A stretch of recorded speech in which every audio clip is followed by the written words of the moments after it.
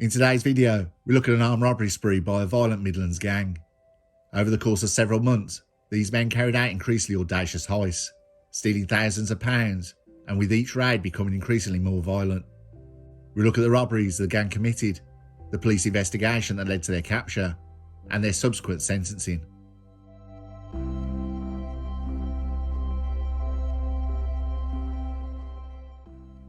Between late 2022 and mid-2023, a wave of violent armed robberies targeted amusement arcades, bingo halls, and retail businesses in the West Midlands. These crimes were executed with precision and brutality by a gang of four men: Liam Bell, 28 years old, Aaron Day, 36 years old, Jordell DeCasney, 26 years old, and Richard Gray, 42 years old. Armed with weapons such as hammers, axes and knives, the men struck fear into local businesses, leaving psychological and financial scars on their victims.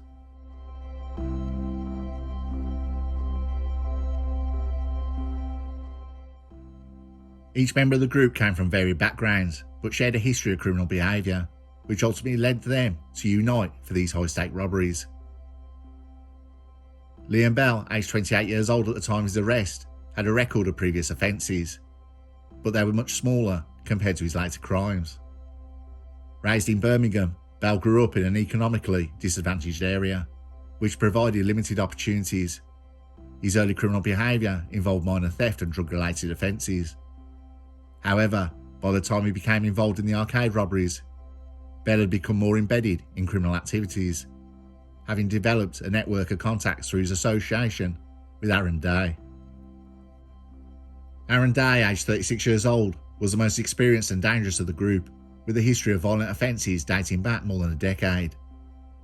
Day had spent time in prison for prior offences, including armed burglary, and had been known to law enforcement for his gang affiliations in the West Midlands. His criminal career showed a clear pattern of escalating violence, making him a natural leader in the robbery ring. Day's influence over younger members of the group, particularly Bell and DeCasney, was critical in their ability to plan and execute these crimes. His knowledge of how to carry out armed robberies efficiently, coupled with his experience in avoiding police detection, made him the mastermind of the group. Jordell DeCasney, aged 26 years old, had a troubled upbringing and was no stranger to the criminal justice system. Growing up in a volatile household, he became involved in gang-related activities from a young age, engaging in petty theft, dealing, and occasional violent altercations. His aggressive demeanour and willingness to use force made him a feared figure in his local community. But it also made him a valuable asset to Aaron Day. DeCasney's role in the robberies was that of an enforcer. He was often the one with the weapons and intimidating victims into submission during the heists. Richard Gray, the oldest member of the group at 42 years old, had an extensive criminal record, including a previous conviction for armed robbery. After spending a considerable portion of his life behind bars, Gray had attempted to reform, but ultimately fell back into his old ways due to financial pressures. His experience in organised crime made him a key figure in planning stages of the robberies, as he contributed tactical knowledge on how to avoid detection and manage large sums of stolen cash. Gray's involvement in the gang marked a return to the kind of high-stakes criminal activities he had participated in during his younger years. The spree of robberies carried out by Bell, Day, DeCasney and Gray targeted arcades and other cash-heavy businesses across the West Midlands. The robberies were characterised by their brutal efficiency and the gang's willingness to use violence to achieve their aims.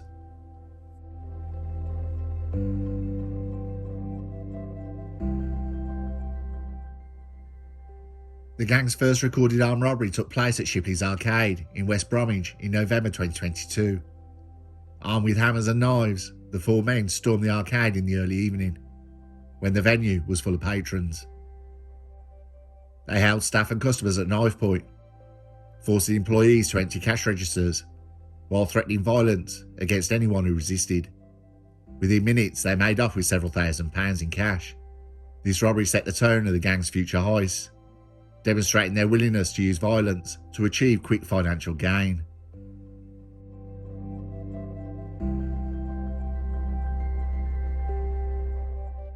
In early December 2022, the gang struck again, this time targeting Buzz Bingo Hall in Erdington.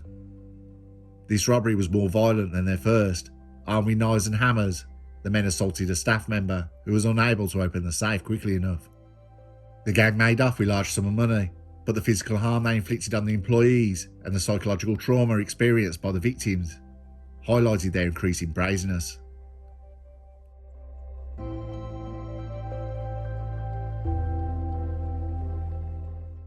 Later the same month, the group targeted Casino Arcade in Birmingham.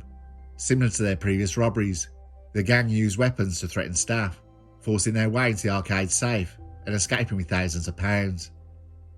This particular robbery garnered significant attention due to its proximity to a residential area, raising concerns among local residents about the rise in violent crime in their neighbourhood.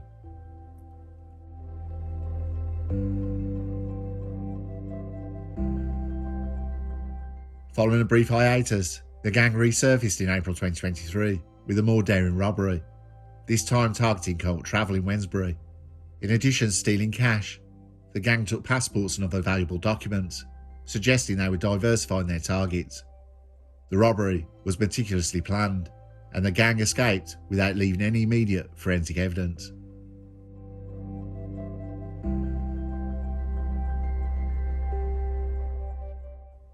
The final heist in their spree occurred in June 2023, when the gang targeted cash converters in King's Standing.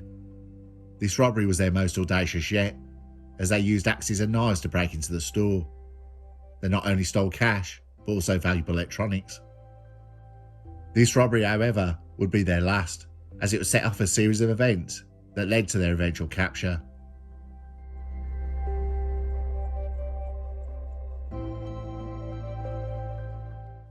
The West Midlands Police launched a full-scale investigation into the armed robberies after the first heist. A specialist team was created to locate the robbers in December 2022.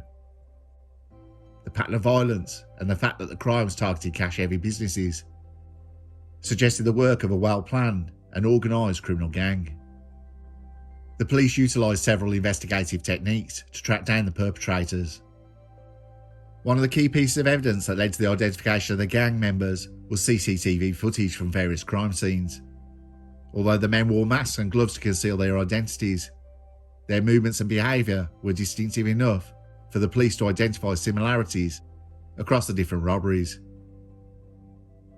By cross-referencing footage from the targeted businesses with public CCTV cameras in nearby areas, investigators were able to trace the gang's movements before and after the heists.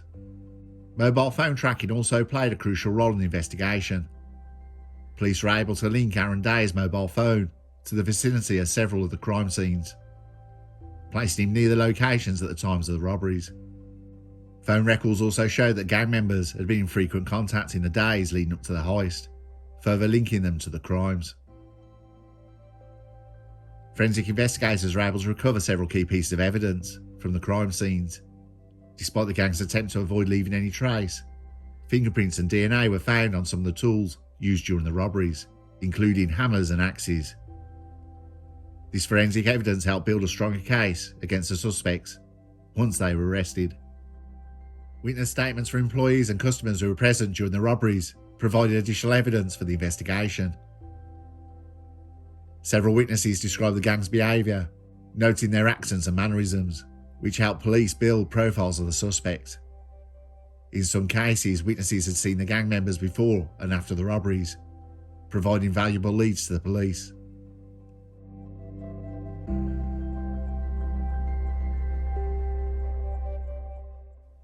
In July 2023, after months of surveillance and investigation, the West Midlands Police conducted a series of coordinated raids to arrest the four men. Acting on intelligence gathered from phone records, CCTV footage, and forensic evidence, the police were able to locate the suspects and apprehend them without any significant resistance. Liam Bell was arrested at his residence in Birmingham during a dawn raid. Police recovered several items linked to the robberies, including stolen cash and weapons. Bell did not resist arrest and cooperated with authorities during the initial phase of the investigation. Due to his history of violence, Aaron Day's arrest was more complicated. The police deployed an armed response unit to apprehend him at his home in the West Midlands, but he had vanished. That's play a waiting game with armed response, waiting not far from his house. On his return to collect some clothes and money, he was promptly arrested. Upon searching his property, they found weapons matching the descriptions used in the robberies, as well as large amounts of cash. Day was known to be the ringleader of the group, and his arrest was a major victory for the police.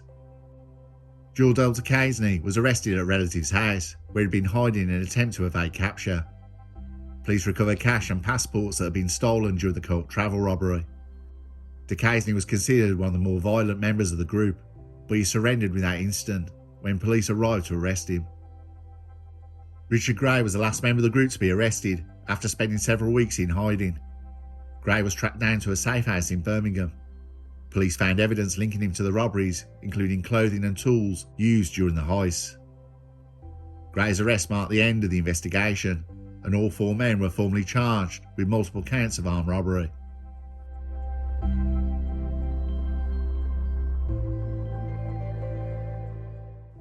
After their capture in July 2023, the case of Liam Bell, Aaron Day, Joel Delta Casney and Richard Gray proceeded swiftly, given the overwhelming evidence against them.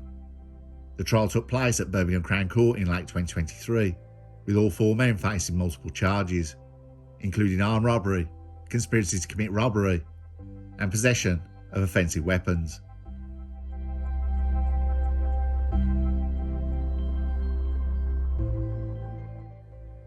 The prosecution's case against the defendants was built on a combination of CCTV footage, forensic evidence and mobile phone tracking data. CCTV footage played a particularly crucial role, as it clearly showed the gang during the robberies, from their violent tactics to the getaway process. Although the gang had worn masks and gloves during the crimes, investigators were able to identify them through a pattern of behaviour, body language, and their distinctive use of certain vehicles. Footage from public surveillance cameras near the crime scenes also helped establish their movements before and after the robberies. The mobile phone data provided further incriminating evidence. Aaron Day's phone had been tracked to the vicinity of multiple crime scenes, and his communications with other defendants in the days leading up to the heist showed a clear pattern of coordination and planning.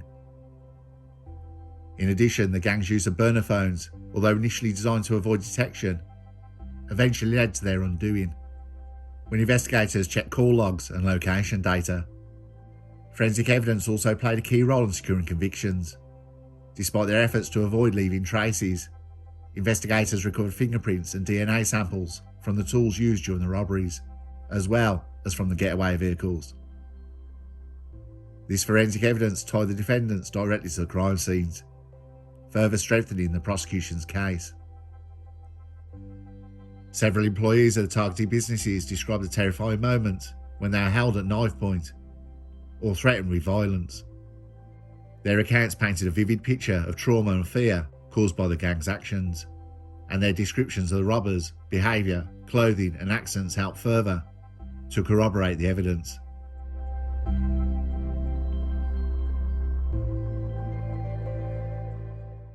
With overwhelming evidence, all 4 defendants eventually pleaded guilty to the charges brought against them.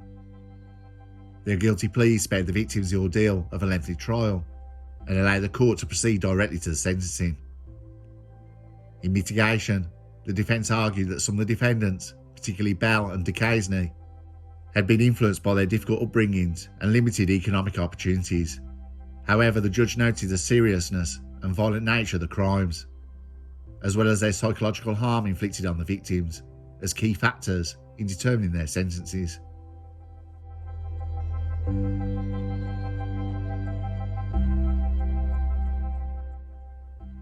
In November 2023, the sentences were handed down at Birmingham Crown Court. The judge emphasised the gravity of the offences and the need to impose significant penalties to reflect the severity of the crimes and deter others from engaging in similar behaviour. Aaron Day was sentenced to 15 years in prison. As the ringleader of the gang, Day received the longest sentence. The court noticed his previous criminal history, his role in organising robberies, and his willingness to use extreme violence as key factors in determining his sentence. Day's leadership in planning and executing the heist, combined with the prior convictions for similar offences, left the judge with little choice but to impose a lengthy prison term.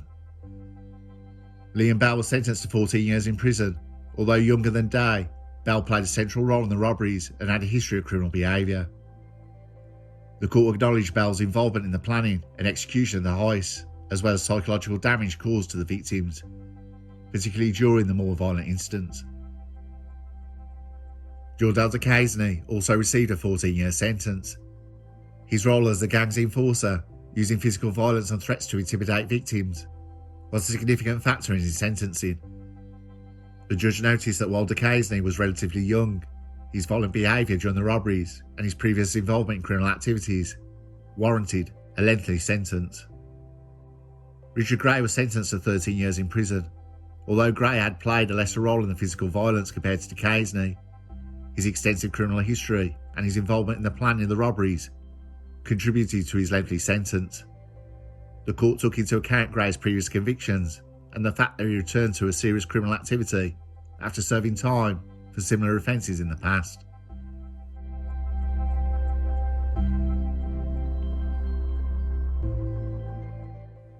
For the victims, the sentencing of the gang members provided a sense of closure.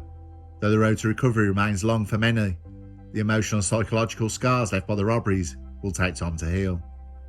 The violence by the gang was unnecessary. The staff in the shops were always told to cooperate when they are being robbed. And they did.